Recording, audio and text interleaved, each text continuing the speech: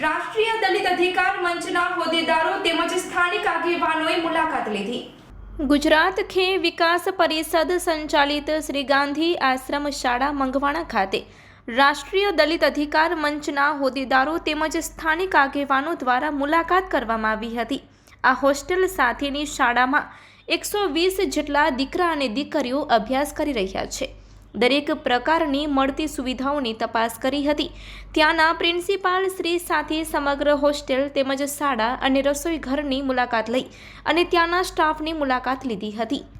તે સાથે 1 થી 8માં અભ્યાસ કરતા દીકરા દીકરીઓ સાથે વાતચીત કરી અને સમસ્યા અંગે પણ જાણ મેળવી હતી।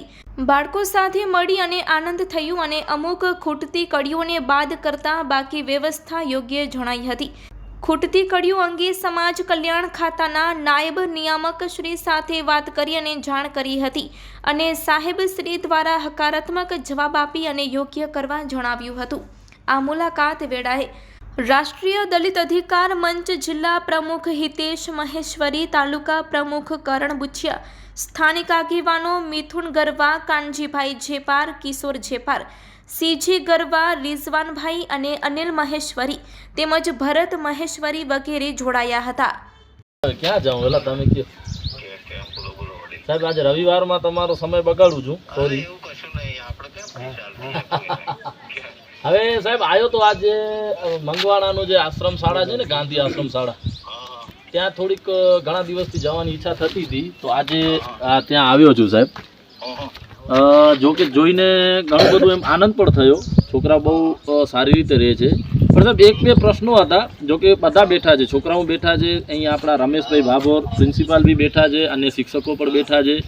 વાત એટલી હતી સાહેબ કે મેં કીધું જે અહીંયા છે ને 1-2 પ્રશ્નો બધા થાય છે બાકી નહીં થતું કે મેં કીધું સફાઈનું સાહેબ એ આમના ઉપર જ હોય કે આપણા કોઈ રીતે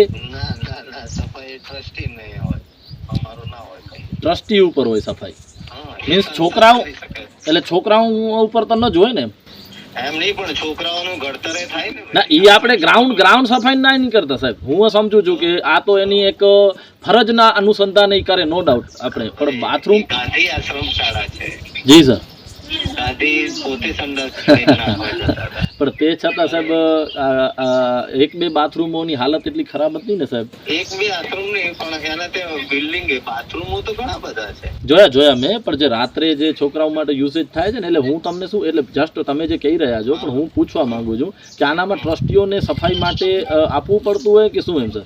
શું ના એવું કશું ઓકે એટલે છોકરાઓ દ્વારા સફાઈ થતી હોય એમ ઓકે હાલે આમ દ્વારા એમ નહીં છોકરાઓને શ્રમદાન કરવાનું સફાઈ નહીં કહેવાનું ઓકે શ્રમદાન કરવાનું આવ સમજી ગયો એટલે એ તો ઘડતર છે હું માનું છું પણ એક સાહેબ તમારા ધ્યાનમાં દોરું એક વસ્તુ એ પણ છે કે જો કંઈ પણ સુવિધા સફાઈ